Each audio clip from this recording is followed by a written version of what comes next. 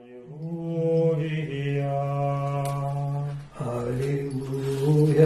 аллилуйя, аллилуйя.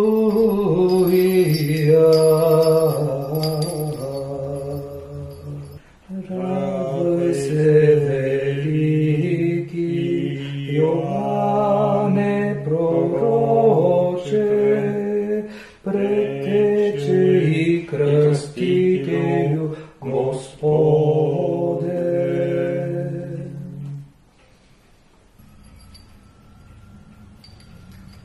Кръстителю Христов, проповедниче на покаянието, не презирай мен, който се кая, но заедно с небесните воинства се моли на владиката за мен, недостойния, унилия, немощния и печален, паднал в много беди и обременен от бурните помисли на моя ум, защото аз съм бездна от зли дела.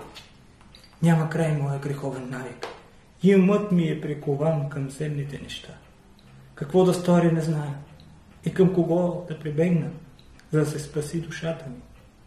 Само към Тебе, свети Йоанне, едноименен и благодата, защото пред Господа след Богородица Ти си най-велик от всички родени от жени, понеже си се здобил да се докоснеш до главата на Царя Христа, Агнеца Божий, вземаш греховете на света.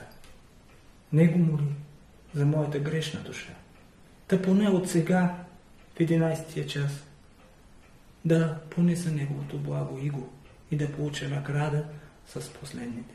Кръстителю Христов, честни предтече, последен пророче, пръв мъчениче, благодата, наставниче на постниците и пустинниците, учителю на чистотата и близък Христов приятелю.